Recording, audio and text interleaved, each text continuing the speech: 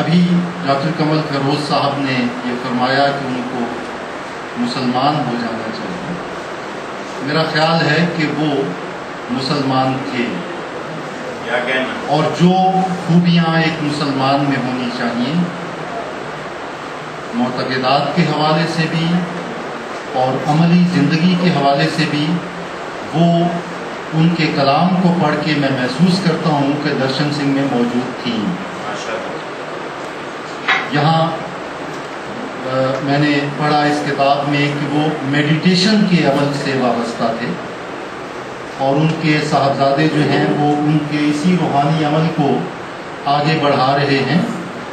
ہر اہل ایمان اور روحانیت سے تعلق رکھنے والا شخص یہ جانتا ہے کہ میڈیٹیشن کیا ہوتی ہے، دھیان کیا ہوتا ہے. یہ وہی دھیان ہے اور یہ وہی میڈیٹیشن ہے جو غار حرا میں ہمیں نظر آتی ہے. یہ وہی میڈیٹیشن ہے جو نماز کے اندر ہمیں نظر آتی ہے، جس کے بارے میں رسول پاک صلی اللہ علیہ وآلہ وسلم نے فرمایا کہ نماز ایسی ہو کہ تو یہ محسوس کرے کہ تو خدا کو دیکھ رہا ہے. اور اگر یہ کیفیت نہ ہو تو کم از کم یہ کیفیت ہونی چاہیے کہ تجھے یہ احساس ہو کہ خدا تجھے دیکھ رہا ہے. یہ میڈیٹیشن، یہ دھیان ہے، یہ گن گیان ہے وہ جس کا پرچار وہ کر رہے ہیں. اور مجھے خوشی ہے کہ اس میں یہ اسلامی روحانیت بھی شامل ہو گئی.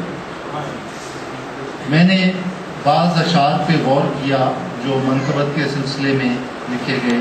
ابھی نعتیہ اشعار تو آپ نے سن لیے، آصف مغل کی زبانی اسد رضوی نے سنائے.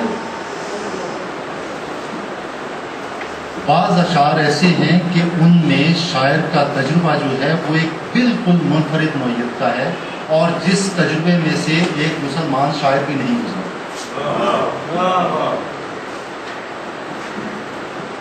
اور یہ تجربہ جو ہے یہ اس اندر کی طرف جو آنکھیں کھلتی ہیں، جو روح کی طرف آنکھیں کھلتی ہیں، اس تجربے میں سے گزرے بغیر یہ تجربہ پیدا ہو ہی نہیں سکتا. اس حوالے سے میں جناب قسیم صاحب کو مبارکباد دیتا ہوں کہ انہوں نے بڑی محنت سے یہ نگینے تلاش کیے ہیں، یہ جوہر تلاش کیے ہیں، اور ان کو کتاب کی صورت میں ہمارے سامنے پیش کیا.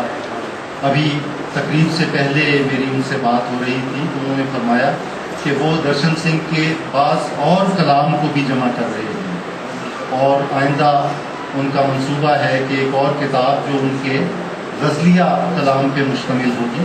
کیونکہ میں سمجھتا ہوں کہ غزل کا تجربہ جو ہے وہ بھی ایک مسلم شاعر کا تجربہ ہے، اور اگر غزل میں کوئی دوسرا شاعر جو ہے دوسرے معتقدات سے تعلق رکھنے والا جب آتا ہے تو وہ اسی ایک روحانی عمل جو ہے اس میں سے خود کو گزارتا ہے. تو ہم منتظر ہیں قسیم صاحب کے لیے دعا وہ بھی ہیں کہ اللہ انہیں عمر دراز عطا کرے اور وہ اس طرح کے منصوبے ہمارے سامنے لاتے رہیں.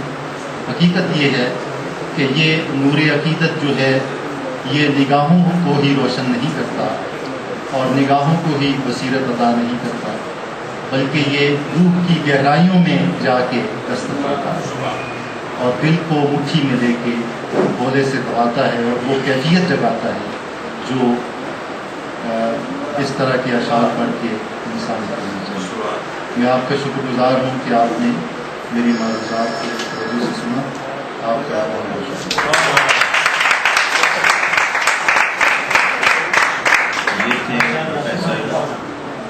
ڈاکٹر عبدالکریم خالد صاحب جو فکر انگیز گفتگو فرما رہے تھے.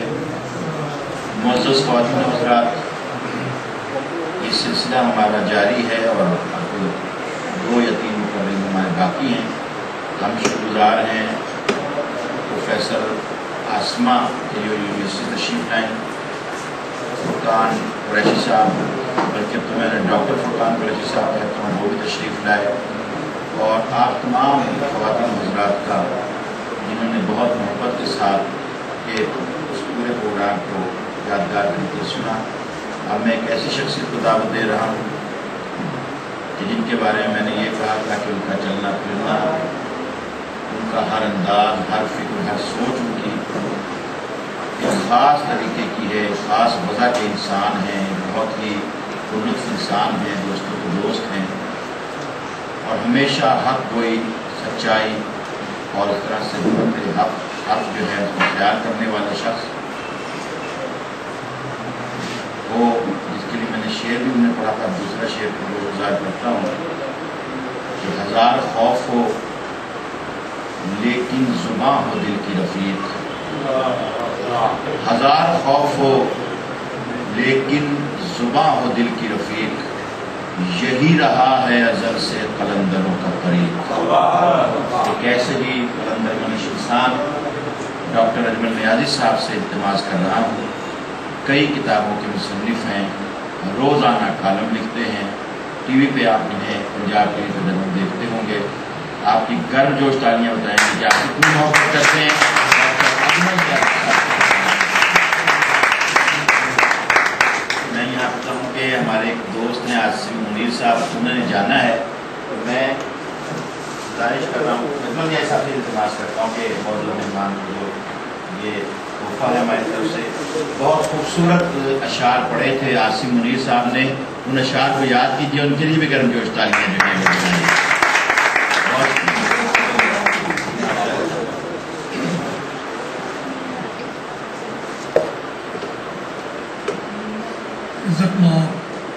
जनाब कसीम साहब, इज़्ज़त डॉक्टर सलीम अख्तर, मेरे भाई इसमें रज़ा साहब, मेरे दिल के बड़े करीब डॉक्टर शबीउल हसन, मैं बहुत मोहब्बत करता हूँ अब्दुल करीम खालिद साहब और हसन ज़ैदी साहब, मेरे बहुत अच्छे दोस्त डॉक्टर कमल फरोज़ के, जिसने आपके लिए इत्लान अर्ज़ किया कि मैं थोड़ा सा शेख हूँ।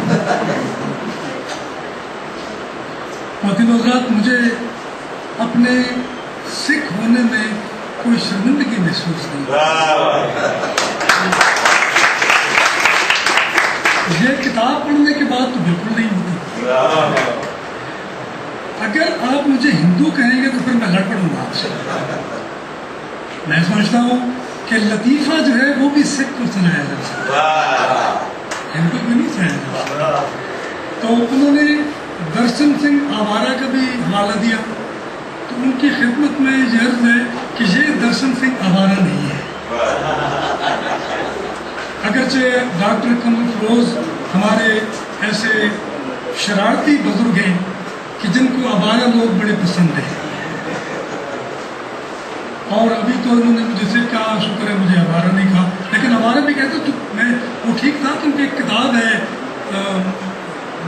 एक चीनी स्कॉलर की इम्पोर्टेंस ऑफ लिविंग, जीने की अहमियत, वो कहता है कि 3 किस्म के शायरी जो हैं वो बेहतरीन शायरी, किसान, शायर और आवारा।